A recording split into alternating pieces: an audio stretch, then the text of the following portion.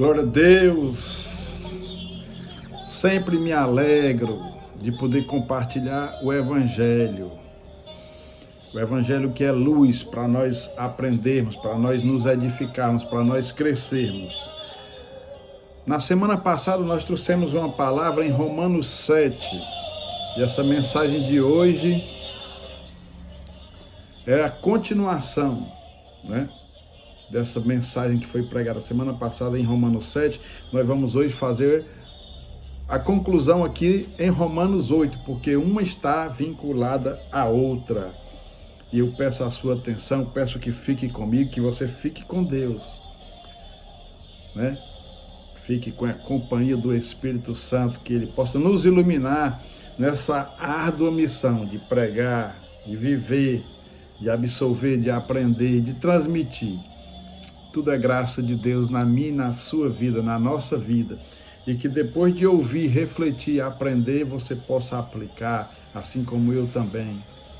E caminhar cada dia, crescendo na graça e no conhecimento de Jesus Cristo. Amém? Obrigado por sua companhia tão agradável. Louvado seja o nome do Senhor para sempre. Para mim é um prazer pregar o Evangelho. Não só um prazer, uma responsabilidade. Amém? Diante daquilo que eu falo, daquilo que eu acredito, daquilo que eu vivo, né? Eu também sou pecador, eu também sou falho, eu também sou humano, eu também tenho sentimentos, emoções. Não é isso? Estou sujeito às mesmas circunstâncias que todos nós estamos, mas né, aquele que está em mim é maior do que o que está no mundo. Bendito seja o nome do Senhor. E Ele é quem me justifica, Ele é quem me pacifica, Ele é quem me direciona, me ensina, me resgata, me perdoa, me consola, me exorta, me liberta, me cura, me abençoa. E assim faz com todos aquelas que buscam a sua face, a beleza da sua santidade, com um coração contrito e quebrantado na sua presença. Para não só para viver, para transmitir, para que se forme um corpo, se edifique um reino, não é isso? Se estabeleça uma igreja, a igreja universal daqueles que compartilham a mesma fé, esperança e amor em Cristo, no Messias, no Filho de Deus, o unigênito Filho de Deus. Louvado seja o nome do Senhor.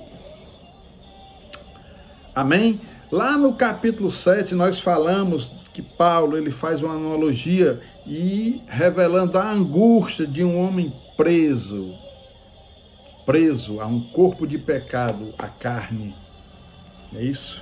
Ele tenta se refugiar na lei, e a lei só o que? Sendo perfeita, que revela o caráter de Deus, mostra ainda mais quão grande a necessidade dele de se entregar a um sacrifício perfeito, que somente em Cristo nós podemos encontrar. Por isso que lá no verso 25 ele fala: quem me livrará do corpo dessa morte, dessa condenação da morte pelo pecado, né? Que o corpo dessa morte era uma condenação que os romanos aplicavam a um condenado. Era uma forma de punir, eles amarravam um corpo morto naquela pessoa e aquela pessoa tinha que conviver com um corpo morto. E aquele corpo morto ia se decompondo e ele também ia morrer, porque aquele corpo estava preso nele. Então Paulo se mostrava também com esse corpo morto, um corpo de pecado por causa da carne. E ele, quem me livrará do corpo dessa morte? Aí ele, revelado pelo Espírito Santo, pela graça, ele diz, graças a Deus por Jesus Cristo. Então, aqui no 8 nós vamos fazer esse avançar para a graça, sair do domínio da lei, não é isso? Inscrever ela no meu coração, vivenciar ela em perdão, em graça, em amor, aquilo que eu recebi, e viver em plenitude e usufruir do resultado da graça na minha vida. Amém? Então ele era esse homem cheio de angústia, um homem preso à carne, preso à lei, preso à religião, mas ele conseguiu ser libertado, porque ele foi alcançado por esta graça, foi iluminado, ele enxergou essa graça, ele recebeu essa graça, e ele transmitiu para nós e deixou aqui na epístola de Paulo aos Romanos. E quantas vidas não bebem nessa fonte, se alimentam dessa fonte e podem ser alcançados por essa graça e ser libertos, e ser livres e viver essa plenitude desse amor que cura, que liberta, que salva, que ilumina, que renova. Amém? Então, quando não adianta, não é isso? Não adianta, quando nós vivemos na lei, nós estamos presos à lei, é isso? Nós estamos fora da nossa verdadeira natureza. Mas como nós somos feitos filhos pela graça, pelo Espírito Santo, nós recebemos uma natureza, uma nova natureza. Então, qual é a natureza de um filho? Então, naturalmente, um filho, ele vai viver como um filho. E quando ele é filho de Deus, melhor ainda. Então, é isso que a graça faz pelo Espírito Santo. Amém? Então, me alonguei nessa introdução para a gente chegar e você entender esse capítulo Romanos 8, que nós avancemos para ele. Então, a conclusão do 7, né? A conclusão, não é isso? Você está livre, é aqui no 8, ó. Vamos fazer a leitura do capítulo 8 e depois eu vou fazer igual como eu fiz na pregação anterior. Vou fazer aqui alguns comentários, algumas pontuações para entregar toda essa mensagem para você e que você seja cheio dessa graça, amém? Então, aqui no 25 do 7, ele diz assim, no 7, no 15 do 7, ele diz assim, porque nem mesmo compreendo o meu próprio modo de agir, pois não faço o que prefiro, e sim o que detesto. Olha aí. Então ele fica angustiado, e aqui no 25 ele diz, no 24 e no 25 ele diz, desventurado homem que sou, quem me livrará do corpo desta morte? Graças a Deus por Jesus Cristo. Bendito seja o nome do Senhor, amém? Então no 8 já começa assim, agora pois nenhuma condenação há para os que estão em Cristo Jesus, porque a lei do Espírito da vida em Cristo Jesus te livrou da lei do pecado e da morte. Porquanto o que fora impossível à lei, no que estava enfermo pela carne, isso fez Deus, enviando o seu próprio Filho em semelhança de carne pecaminosa, e no tocante ao pecado, e com efeito condenou Deus na carne o pecado, a fim de que o preceito da lei se cumprisse em nós, que não andamos segundo a carne, mas segundo o Espírito. Porque os que se inclinam para a carne cogitam das coisas da carne, mas os que se inclinam para o Espírito, das coisas do Espírito. Porque o pendor da carne dá para a morte, mas o pendor do Espírito para a vida e paz. Por isso, o pendor da carne é inimizade contra Deus, pois não está sujeito à lei de Deus, nem mesmo pode estar. Portanto, os que estão na carne não podem agradar a Deus. Vós, porém, não estáis na carne, mas no Espírito, se de fato o Espírito de Deus habita em vós. E se alguém não tem o Espírito de Cristo, esse tal não é dele. Se, porém, Cristo está em vós, o corpo, na verdade, está morto por causa do pecado, mas o Espírito é vida por causa da justiça.